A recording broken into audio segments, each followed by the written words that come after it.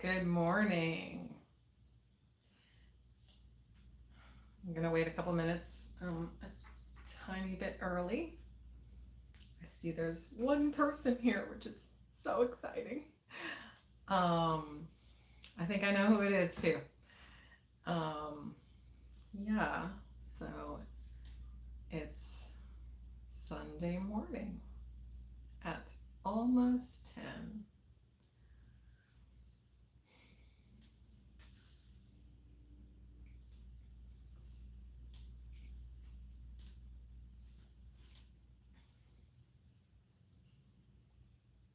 I don't want anyone to miss this first part, so I'm just going to wait for another minute just in case.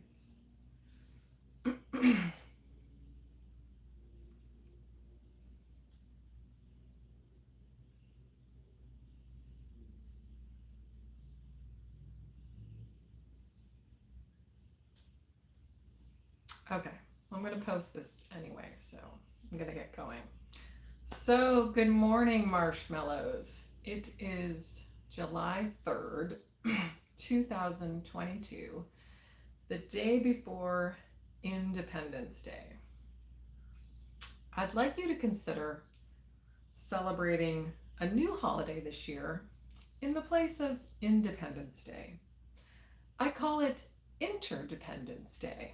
And I've written about this on Facebook for the last several years. Independence Day celebrates our independence from British rule, but I think Americans have taken their independence a little too far. Many people think we can all be independent of each other. Interdependence Day is a time to reflect on the fact that Americans need to work together if we're going to create and maintain a prosperous and healthy country for ourselves and our children, a place where we can all have an opportunity to grow and excel. If we do not see each other as teammates and partners, even those who we don't fully agree with, we will never achieve the America that we all deserve. We are interdependent on one another for our freedom, our health, and the health of our environment, all the things that make way for the joy in life. So happy Interdependence Day from a fellow citizen who is here for you and who is counting on you to be here for our democracy. So I've been learning a lot about meditation from this book, which I don't know whether it's going to be backwards or not for you, but it's the Tibetan book of living and dying. I didn't intend to learn anything about meditation from this book, but it actually contains the best descriptions of what meditation is, better than any of the other books I've ever read on meditation. What I've learned mostly is that sitting for meditation and trying to meditate are not the same things as actually meditating or being in the state of meditation. I've sat to meditate many times, but I'm not sure I've actually entered meditation or, officially meditated. So I'm going to read you some of the passages from this book that talk a little bit about meditation.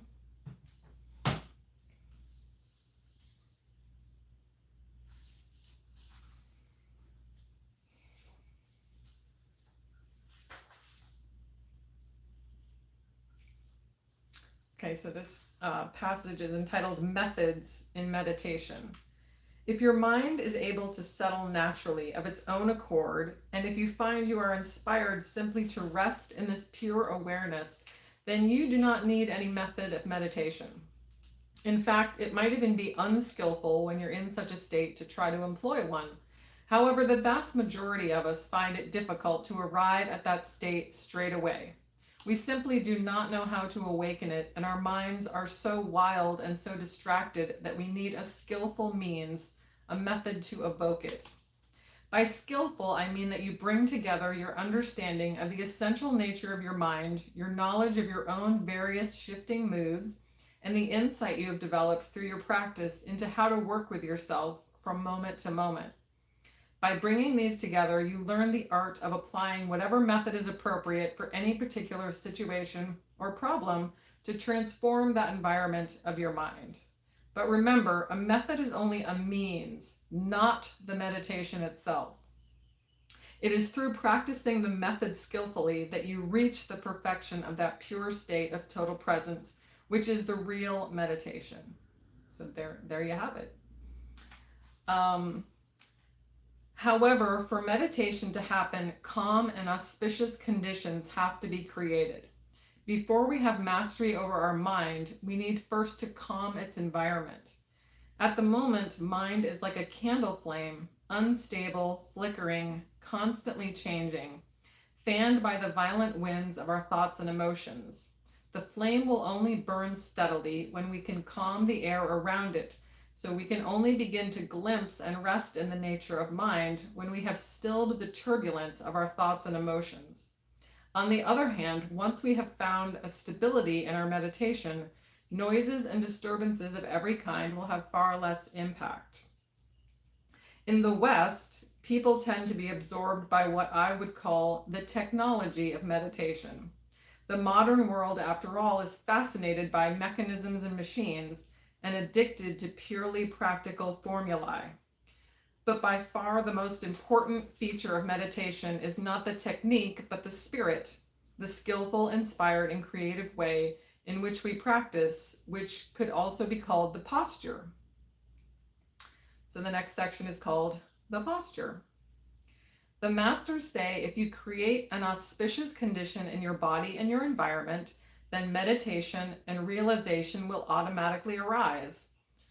Talk about posture is not esoteric pedantry. The whole point of assuming a correct posture is to create a more inspiring environment for meditation. There is a connection between the posture of the body and the attitude of the mind. Mind and body are interrelated, and meditation arises naturally once your posture and attitude are inspired. If you are sitting and your mind is not wholly in tune with your body, if you are, for instance, anxious and preoccupied with something, then your body will experience physical discomfort and difficulties arise more easily. Whereas if your mind is in a calm, inspired state, it will influence your whole posture, and you can sit much more naturally and effortlessly. So it is very important to unite the posture of your body and the confidence that arises from your realization of the nature of mind. So this part is very interesting to me because I just went to a retreat where there was lots of sitting for meditation. And, you know, if you read my newsletter, my body is not made for comfort. So there was a question and answer part where we put in written questions. And one of them that they never got to was, if your body never gets comfortable, will you ever really be able to meditate? Because my body it doesn't get very comfortable. If it's comfortable, it doesn't stay comfortable for very long. So I found that very interesting. And I still don't know the answer to that question. Let's see. Okay, so then they talk about 3 methods of meditation, and these are pretty well known. The first one is watching the breath, which here's what they say. So when you meditate, breathe naturally, just as you always do. Focus your awareness lightly on the out-breath. When you breathe out, just flow out with the out-breath. Each time you breathe out, you are letting go and releasing all your grasping. Imagine your breath dissolving into the all-pervading expanse of truth. Each time you breathe out and before you breathe in again, you will find that there will be a natural gap as the grasping dissolves. So watching your breath. The second one is using an object, which, let's see what it says about this. A second method which many people find useful is to rest the mind lightly on an object. You can use an object of natural beauty that invokes a special feeling of inspiration for you, such as a flower or a crystal. But something that embodies the truth, such as an image of Buddha or Christ or particularly your master, is even more powerful. Obviously, we don't have, unless you're studying meditation, you don't have a master. And the third method is reciting a mantra. And I like to recite the loving kindness meditation / prayer. But there are other specific Buddhist mantras that people use to meditate. They actually taught us one at this retreat, and it was Baba Nam. I can't remember it. Baba Nam Kevala, I think Kevala. And so they actually had a recording, different recordings of people singing that mantra, which they would play sometimes at the beginning of our meditation, and I found them wildly distracting and not helpful. And even because, and they told us what it means, Baba Nam Kevala, but I don't know, I just couldn't get into that. And maybe you can, they have a very long mantra in here that it would take me a very long time to remember. But that's another method of clearing your mind, is repeating a mantra. And the last passage I'm going to read is called The Mind in Meditation. What then should we do with the mind in meditation? Nothing at all. Just leave it simply as it is. One master described meditation as mind suspended in space, nowhere. There is a famous saying, if the mind is not contrived, it is spontaneously blissful, just as water, when not agitated, is by nature transparent and clear. I often compare the mind in meditation to a jar of muddy water. The more we leave the water without interfering or stirring it, the more the particles of dirt will sink to the bottom, letting the natural clarity of the water shine through.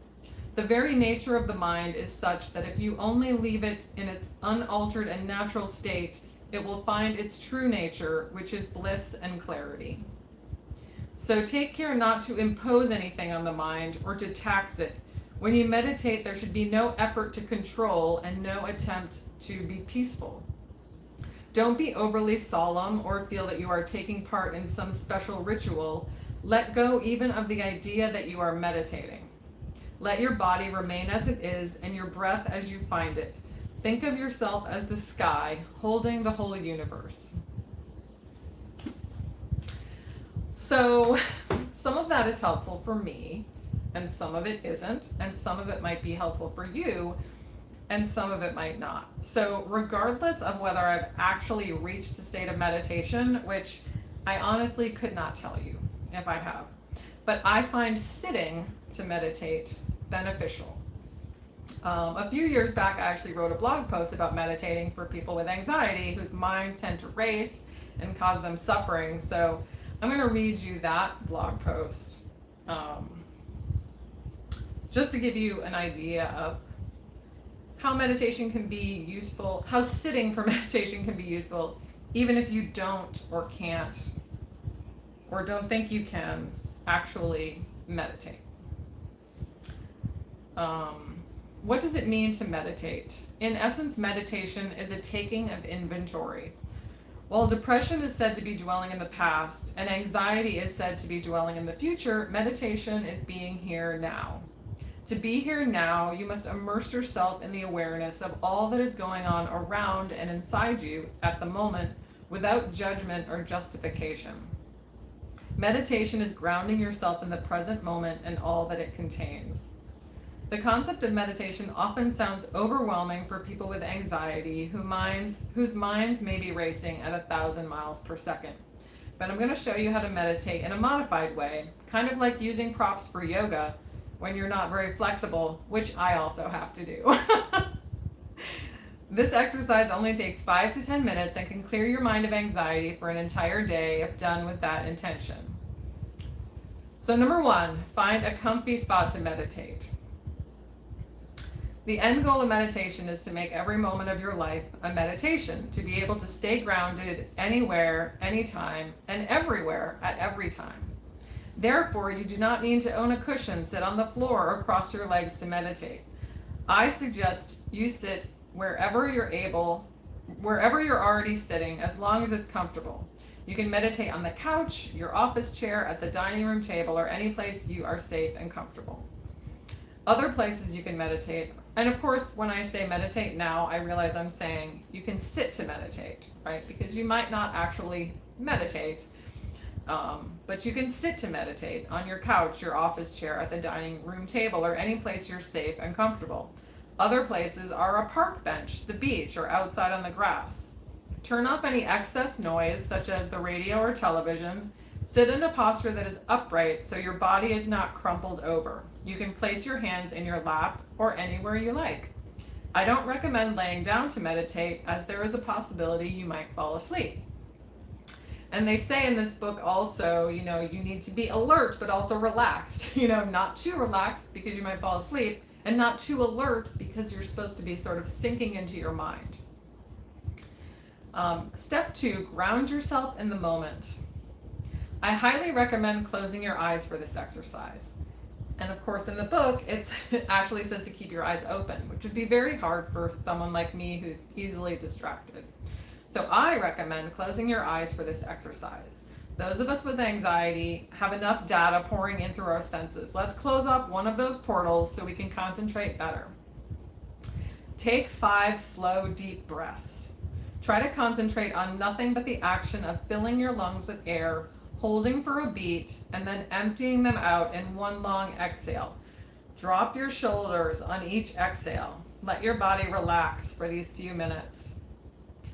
Now, notice what is going on in the physical world that is immediately surrounding you. Can you hear birds? Is there traffic noise? Is your air conditioner running? Do you hear people outside? Is it warm? Cold? Are there any smells? How does your bum feel on this seat? Immerse yourself in the senses of the moment. Do not think of anything other than what you can feel, hear, and smell right here, right now. If another thought pops up, notice it and go back to your senses. And this is really the grounding part that is so beneficial for me, because when you're feeling anxious about something, it's about the future, and so you're sort of living in the future. You're worried about something that may or may not happen. And when you sit and you're like, I'm in my apartment, I'm safe, nothing is on fire, I hear some birds, I'm here, and that problem is up there, away from me. It's not right here hurting me right now. So the sort of grounding yourself in the moment is the most important and helpful part for me when I sit to meditate. Then you can take an inventory of what is inside you. What's going on inside my body? Am I hungry? Do I have aches and pains? Am I tired? Do I feel energized? Notice all of your physical sensations, but don't veer off into other thoughts about them. So you're just noticing. You're not gonna what's going on inside my head? Do I have anxiety? Am I feeling sad? Do I feel happy? Am I stressed or nervous? Do not go into a long narrative about why any of these feelings exist. Simply notice and note them. Do not make any judgments about anything you noticed. You do not need to think, I am feeling angry because so-and-so said this to me, and then I said this, and then we argued. Whoa, slow down, brain train. This isn't story time. This is a time to notice and move on. You're taking inventory, not writing a novel. Just notice your different emotional and mental states without commentary. I am anxious. Today I am feeling excited. I have some heaviness in my heart this morning. And just a quote from Pema Chodron in Living Beautifully, acknowledging the feeling, acknowledge the feeling, give it your full, compassionate, even welcoming attention, and even if it's only for a few seconds, drop the storyline about the feeling. This allows you to have a direct experience of it, free of interpretation. Don't fuel it with concepts or opinions about whether it's good or bad. Just be present with the sensation. Where is it located in your body? Does it remain the same for very long? Does it shift and change? Then I had this in my original post. Take inventory of what's around you. And this really depends on why you're sitting to meditate, what the circumstances are, but I added this, take inventory of what is around you. Now think about what's going on around you in your life. Only think about the things immediately around you, such as work, family, friends, partners, etc. Only consider things and people you interact with. Take an inventory of the notable things happening right now. For instance, my father just had a medical procedure. My girlfriend is stressed but excited about a new endeavor. My business has slowed down. Do not make any judgments about these. Notice them as if they are scenes you are seeing in a movie or reading in a book. You want to take inventory so you will have a clear picture of what is happening in your life right now. You don't need to solve or fix anything, just notice. Step 5, set an intention for the day. This step is optional but very beneficial for changing life patterns.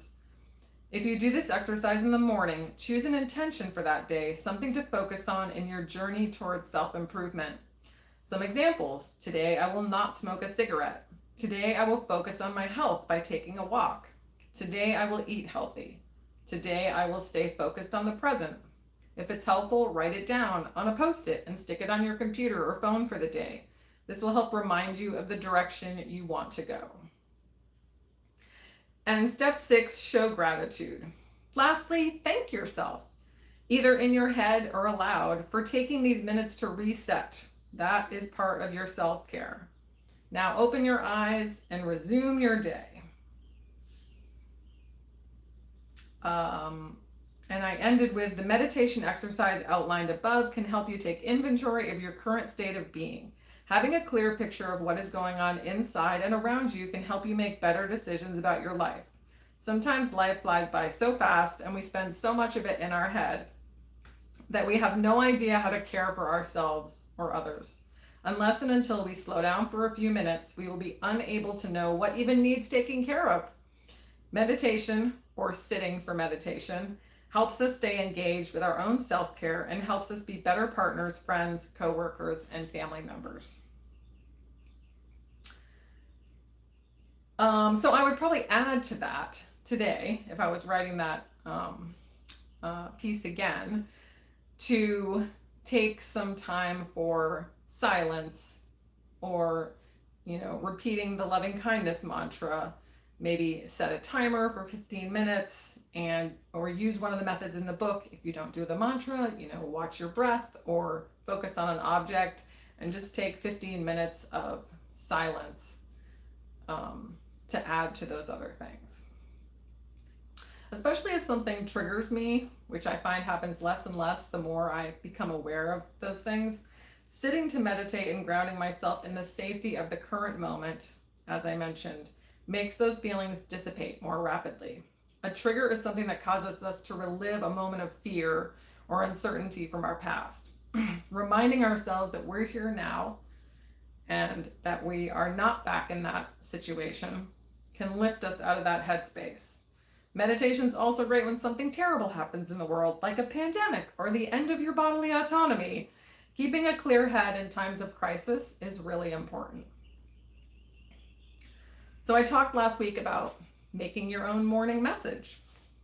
I would consider making a morning message that inspires you to be your best self and to contribute to the world in a positive way. So I would start off with, because I suggest reading this in the morning, start off with what you're grateful for. Then you can think about how you want to show up as your best self. And finally, think about what you'd like to contribute and what skills you have to do that. And this message doesn't have to be set in stone. You can change it whenever necessary. And it's just something to help you focus on the positive at the start of every day. And I would love if you make one of these for yourself, that you would share it with me, even if it's just in an email. I would love to share it with others, and I can do that anonymously, but I would love to see what you all come up with for that. So yesterday morning, I woke up at 6:30 after yet another night of restless sleep because I'm a terrible sleeper. And I'm wanting to lose 5 or 6 pounds right now to stay within my comfortable range of weight, because I know losing weight as you get older gets much harder. And I thought maybe I would take an extra long walk. Usually when I take a morning walk, which I don't do consistently, but when I do, it's a 1.8 mile loop around my neighborhood. So I rationalized just doing that yesterday. But then I remembered my Facebook friend who I've never met, whose name is Yoko Nagami. And she is halfway through hiking the entire Appalachian Trail, which takes like 3 months. So she literally had to take 3 or more months off from doing literally anything else in life to walk the entire Appalachian Trail, because you have to arrive before it gets too cold, or it will be very difficult because you end at, I think, at the border of Maine and Canada. So I thought to myself, if this chick has time and energy to walk the entire Appalachian Trail, I can take a 5 mile walk instead of a 2 mile walk this morning. And there's a funny saying, if you don't have time to meditate for 1 hour, then meditate for 2. Basically, if your life is that harried, then you should be taking even more time for meditation. So I did take the extra long walk, and I walked all the way downtown, all the way to the bay, to the water. And I was dripping with sweat, but I did it, and I was really proud of myself. So that's all I have for you today. I hope you enjoyed what I had to say. And until next time, may we all be safe, may we all be healthy, may we all be happy, and may we all live with ease.